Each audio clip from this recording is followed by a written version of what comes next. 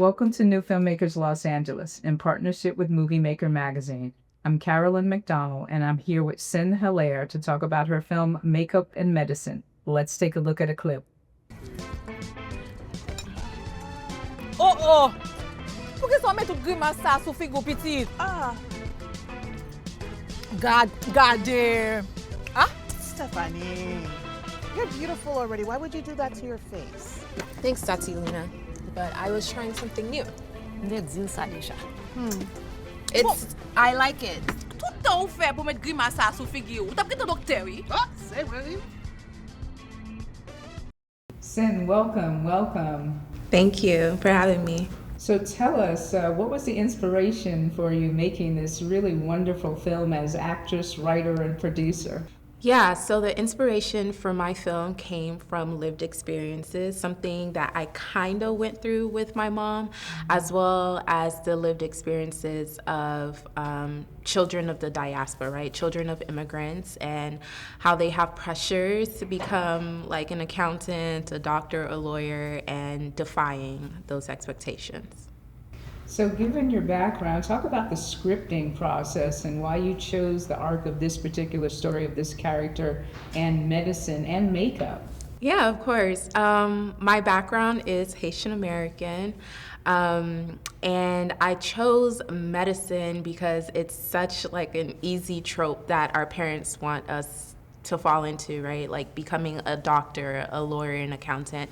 It's such a big pressure to be like the first generation born here and to meet these family expectations, and to make the family look good in America, especially since they made all the sacrifices for you.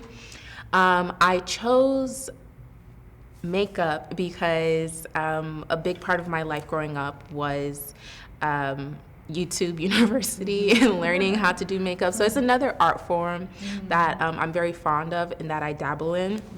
Obviously, I decided to pursue a career, my interest in filmmaking, in acting, and so I didn't want to be so on the nose and be like, this is completely like a biography.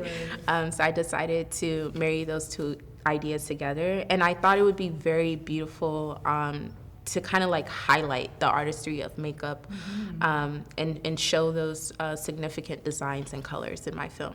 Yeah, I thought that was really wonderful. I really felt the contrast in the culture, and with I think it was the cookout scene, with the family there. It was really nice contrast. Yeah. I thought, and in that family dynamic, and as you said, the diaspora.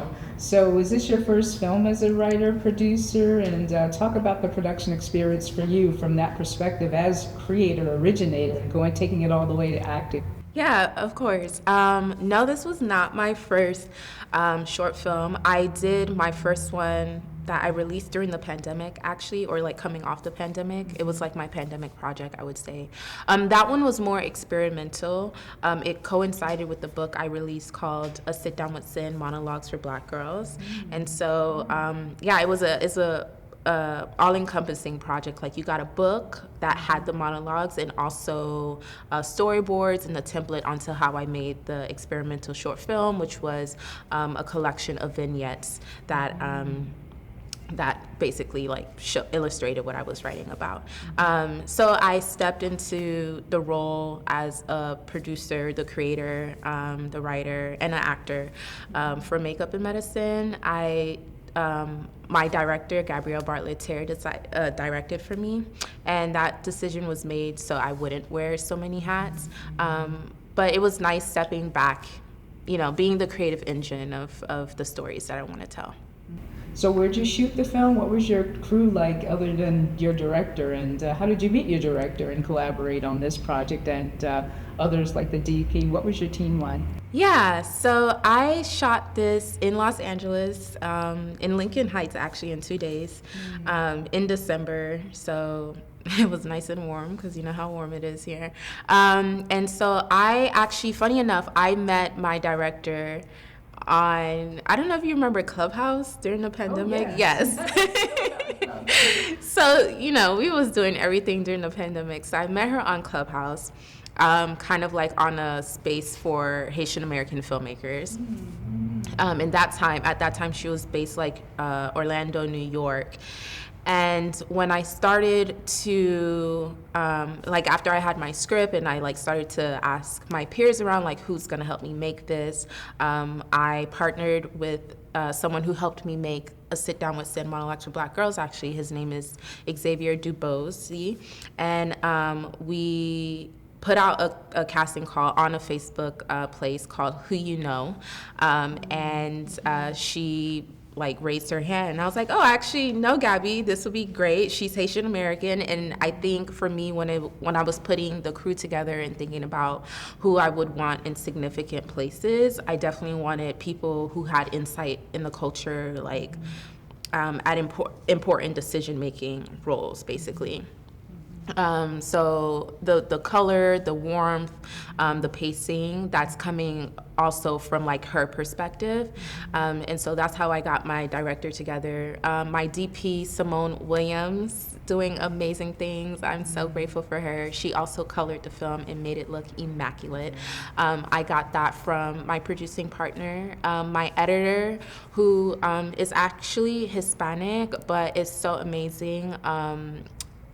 Having someone who has the capacity for just different cultures come in and like kind of understand what's being said and like understand the pacing and the family and the characters and the nuances going on. And I still work with her to this day. And then, yeah, mostly everyone, the rest of the crew obviously came from LA through different connections. It was very small. I think it was about 23 people on the set that day. Very homely, very like motivated to get it done. It was a really good time on set. I'm not just saying that because it was my thing. That was the response.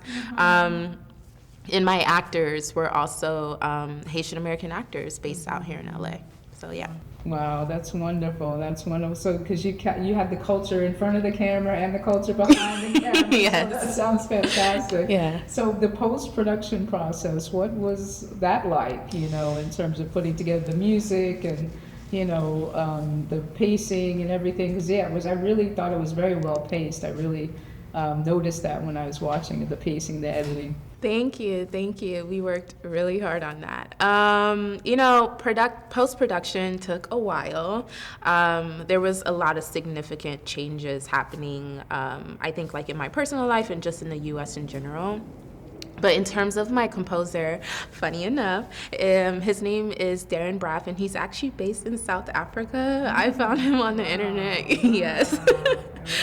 I found him on the internet like years ago, and he worked with me on my first project, a sit down with Sin, Monologues for Black Girls. And I think with him, I just loved how he was able to take my references, adjust it, and really get the feel, like the music that I like, and get that musicality correct. And for makeup in medicine, it's very culturally specific, right? The music should feel like compa. It should feel, which is the big music in the Haitian culture, and it should feel kind of like relevant today and not dated. So I just sent him a whole bunch of songs that I kind of like that's out right now, and he adjusted it. We went back and forth, like when it should come in, what the mood should be here, increasing the volume here and there. And I think that whole process too wasn't just my director, Gabby, had like the first cut, look through it, and then it was me mostly working with the editor at that point to kind of like, get the feeling that I wanted, especially from the script. And I felt that in that process, it kind of became like just the three of us, me, her, the editor, and our composer, just going back and forth, making sure that the pacing was nice. Nice. Yeah, it just sounds like a big family affair. I'm really loving it. So in this process, is there any one lesson that you learned that you'd like to share with other filmmakers, filmmakers, producers, writers that are aspiring to do a similar thing that you did? Wow. One big lesson. People kept saying this to me, and then I felt bad, but really just take your time.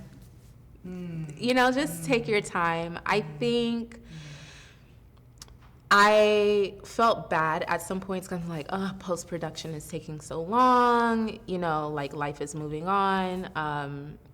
Obviously, I'm the creator of this, so I am living with it, and other people like have moved on, which is fine, but don't be so hard on yourself. Like, there's a lot of different things outside of just your imagination that's happening, right? There's political stuff, social stuff, life stuff, and being an artist and creating, like, you just have to give permission for time and space, and when it comes out, comes out. So That's great advice. It's so true in life and in art. You're absolutely right. Take your time, patience. yeah. So tell us, where can we find out more about your other projects, this project, anything you're working on in the future? Yeah, of course. Well, you can follow me on my socials at Hilaire, Hilaire. That's where I post all my creative endeavors and the things that inspire me and I'm working on next.